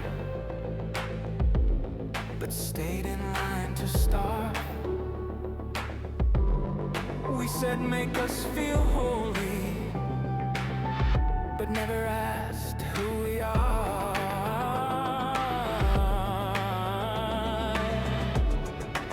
Now we scroll for salvation on a branded interface and say thank you to the jailer that erased the human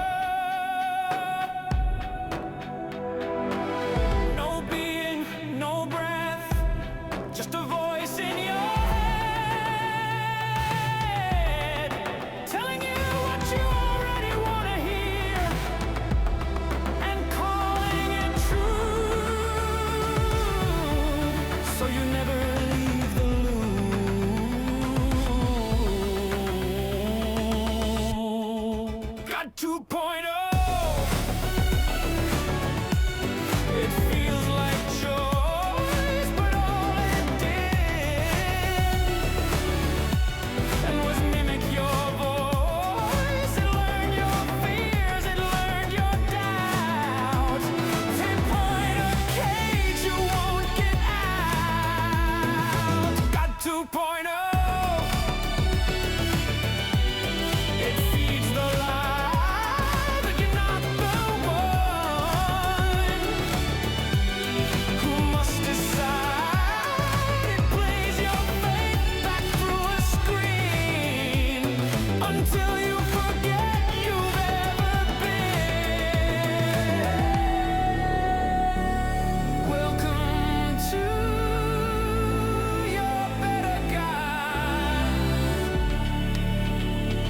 Same design,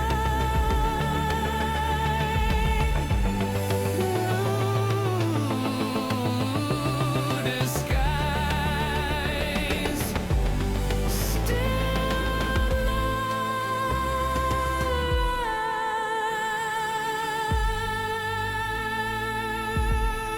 not alive.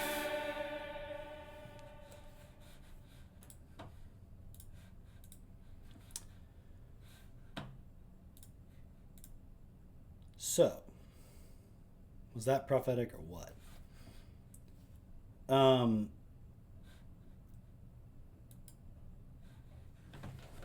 Yeah, glimpse from the future. Exactly. That was just some like unconscious channeled symbolism that was going to be useful later. But I mean, isn't that what's happening right now? Right? You've got the Catholic Church, the old God. It's just like they're the first religion to step up. All the other ones are basically just pussies. They're like, well, I don't want to fight the AI tech overlords. I want to just stay in my lane. The Pope's at least got some kind of balls, and he's like, no, like, you can't usurp God. We got the monopoly on God over here. They're like, yeah, good luck. What I say, Catholic Church, Pope, too little, too late. Now you're all about human dignity. Yeah, I know you've been saying it for a long time. Didn't you guys do all the fucking colonialism, the Jesuits, and all the fucking... I mean, dude, don't even get me started. You've had your time. It's over. Descartes, the Inquisition, all that shit. And now suddenly you're standing up for humanity. No, you're not. You're standing up for God. You're not standing up for humanity. Too little, too late. So, if anything, from my perspective, it's just like this last attempt to like try to like get everybody back to the church before they lose them forever. It's too late. It's like trying to tell all these parents, like, don't let your kids have tablets and shit. You know, I mean, like, our kids don't do that stuff. But we're taking responsibility. We're not saying God says you shouldn't use it. And all these people, their kids are going to church and whatever, and their kids are on fucking iPhones, tablets, Mr. Beast videos, Minecraft, you fucking name it. Rotting their brains, wasting their potential. I don't even know. Like, it's got to be like 90% of Catholics live in absolute poverty. Let's look that up. I never looked at that before. Let's see what we got.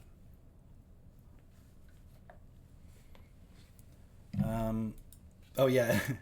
Do not recommend you watch that on DMT.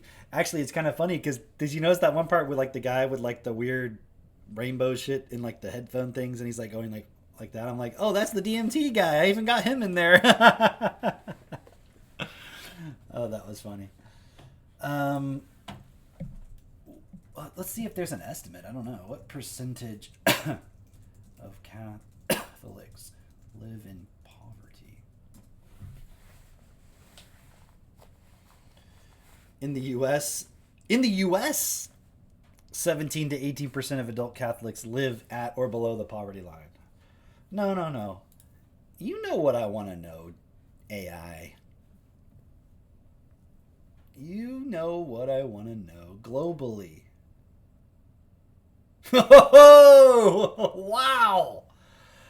Globally, the picture is vastly different. I'm Catholic and I'm so blessed, and see how God blesses my life. Because you live in a first world country. No, God didn't bless your fucking life. Satan's fucking system blessed your life, okay?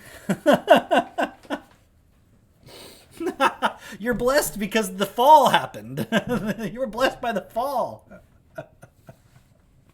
Imagine some Catholics, like, they work at like, they're like an electrician at a data center, building the AI shit, and they're like, we're so blessed, my God. Because over 80% of Catholics live in developing or poor economies across the global south. The global poverty rate is much higher.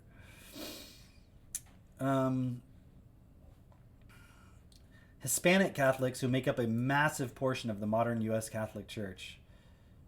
Catholic families living below 40% of those in poverty have three. Whoa. What's the actual percentage, though? What is the global percent? Because that doesn't, 80% just means how many live in those countries. What's the global percentage of Catholics in poverty?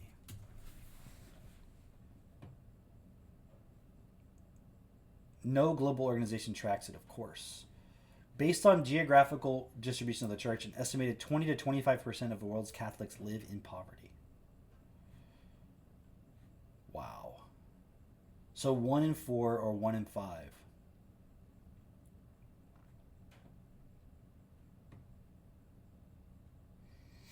So next time, if you're sitting in church, Catholics, look around at the church and imagine that your church represents all the Catholics in the whole world. And 5 of them, 1 of every 5 people stands up. They're in poverty.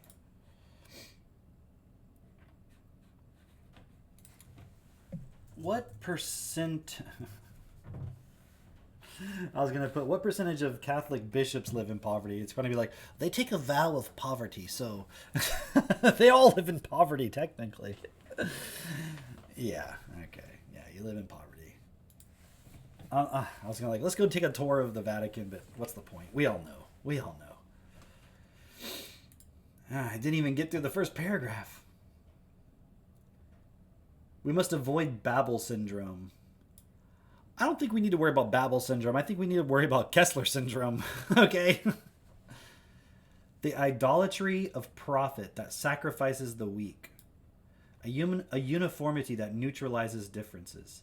And a pretense that a single language, even a digital one, can translate everything. How about forget the digital one, just have like an actual human language?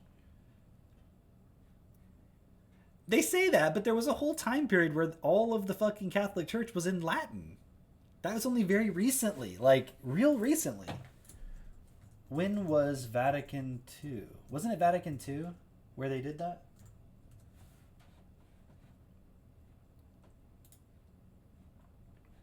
Yeah, the Mass in the local languages. So up until the 1960s, they literally were running off of a single language. And now they're like, hey, by the way, you shouldn't do single languages. We didn't figure that out for like almost 2,000 years. Well, I guess you can't say technically, okay, let's just give it the method. 1,500 years they didn't figure out the Babel of story, the Tower of Babel story about don't have a single language. Oh my God, dude. It's just you have to be dumb and not think and not question.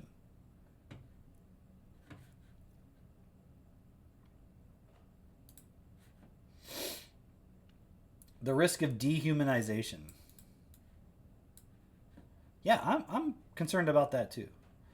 Of building a future that excludes God and reduces the other to a means. Isn't that what we did to Jesus? Reduced him to a means? A means for our salvation. He was the means of our salvation. Is Jesus the means for our salvation? Jesus considered the sole means for salvation. How dare you reduce him to a sole means? Building for the common good. Oh, now we're building for the common good. Okay, here we go. Remaining human. Remaining human. Remaining human. And then there's all this boring bullshit, which I sadly read through. I can't get back that time. Was there anything else good in here, Sandra, that I don't know if you finished reading through it? The supreme value of human rights. The human right to suffer. We're so, like, there's this whole thing about dignity, but it's not about the alleviation of suffering. What does it mean?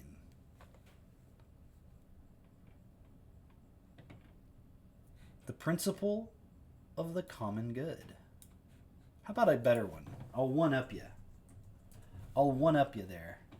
I got a better one. I'm going to take it one step further.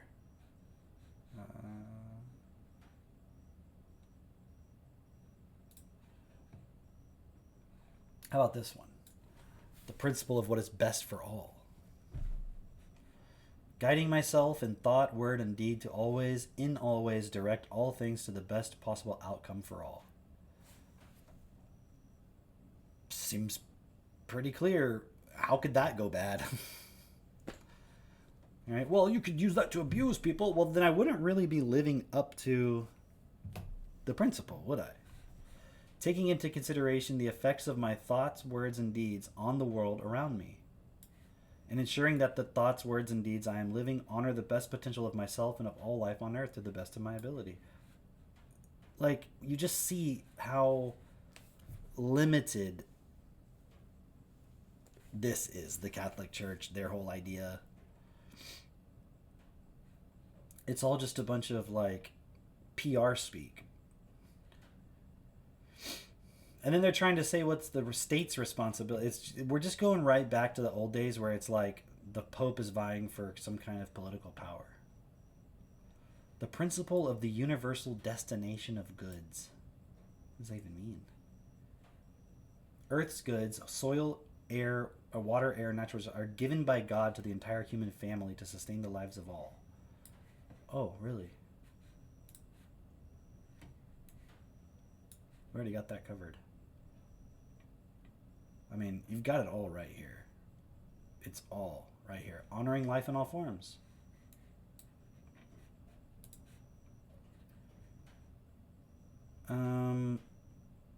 Subsidiarity?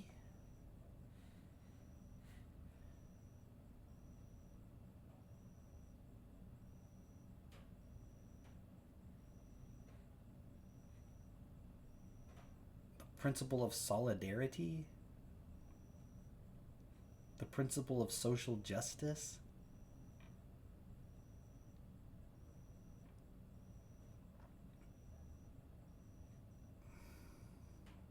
It's always got to be about God, though.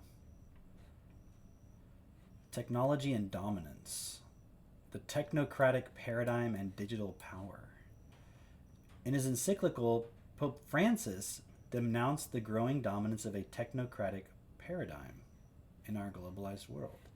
The tendency to let the logic of efficiency, control, and profit alone shape personal, social, and economic decisions. This makes it clear that technology is not simply a tool.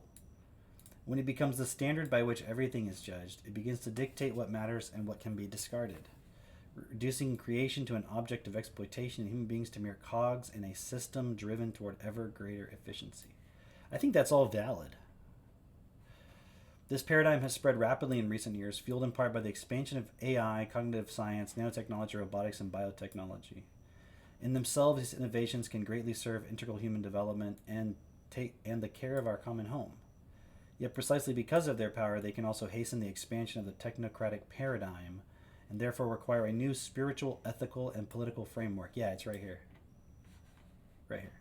These 13 principles. Right here. That's it. It's not going to be this stuff. Oopsie. Whoops. We can all do our part. The need to disarm words. Words have enormous power. Peace. Oh, are they just saying we should look, spoken words can change our mood for better or worse. They're trying to tell you about the power of words, guys. What was it right here? Taking into consideration the effects of my thoughts, words, and deeds on the people around me. In what? In the context of what's best for all. But here it's like, for what specific outcome? How do you measure this? We must examine our conscience regarding the words we use, the prejudices we have, and the explicit or implicit aggression that lies within them. We have a real opportunity to contribute to the common good each time we speak the truth. Offer wise advice. Well, that's what I'm doing right now. I'm speaking the truth. God is not a real being. The God is when we accept self-responsibility for who we are and we create in the context of what's best for all. That's actually what God is, not this bullshit. Cultivating a healthy wisdom. See, it's all just like pretending like you're really holy and spiritual. The Word became flesh. You know what's so fucked about that? It's like this idea that Jesus was when the Word became flesh, when literally you're a physical body which has flesh and you speak words and words were programmed into you. Where were they programmed into? Into your body. That's your flesh. So when you were a child, you didn't know any words, and then you were programmed with words. And so the words became your flesh, and then now you speak them. You are the living Word. You are the Word became flesh. You as a human being.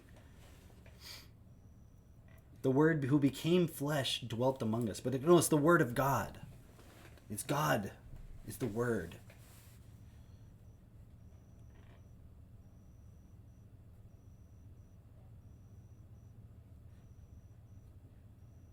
Uh-oh. Christ has one eye.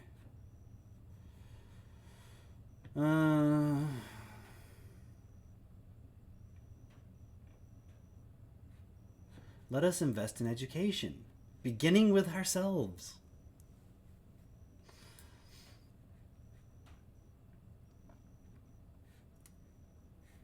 Service to the common good. Teaching new generations that technological evolution does not follow a predetermined path, but can be guided by personal and collective. I mean, it took the Pope this long to say it, something we've been saying for years and years and years. The Song of Hope, the Magnificat. The Blessed Virgin Mary not only teaches us to recognize God's invisible work. Yeah, that's important. We got to recognize the invisible work because you can't see it. The points at which humanity is broken and the world becomes distorted. The contrast between the humble and the powerful, the poor and the rich, the satiated and the hungry. All he's doing basically is, you've got to submit your intellect to the church. All he's really doing is here's what I'm saying. It's a power play. A lot of people are becoming disaffected and skeptical about AI, and he's like, I'm going to get all y'all back to the church. Get all my customers back.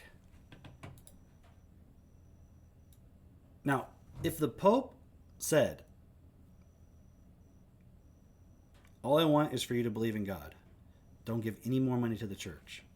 We don't need any more money, and we're giving it all away. And all that matters is you believe in God. You've all got your Bibles. All the videos about what Catholicism is, it's all on YouTube anyways. You don't need priests. You know what the sacraments are. Like, you can do it yourself. Like, just believe in God. And work together, humanity. And treat each other with kindness. And figure out a way to live together in harmony and peace. And I'd be like, good for you, dude.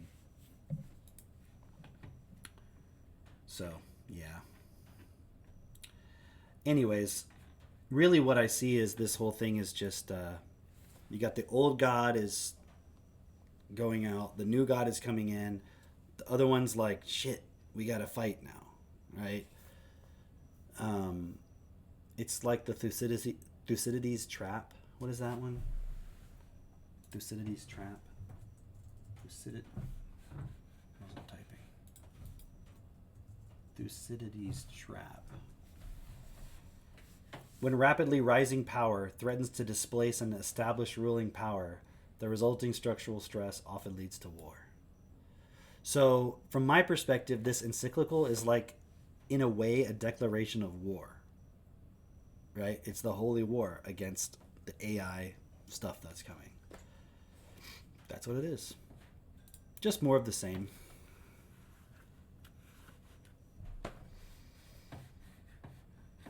All right. I think I've made my point clear. And yeah, we'll see you guys tomorrow night, same time, 8:30. Oh, by the way, if you don't know about it, I would highly suggest that you join our group. It's called Self-Perfected.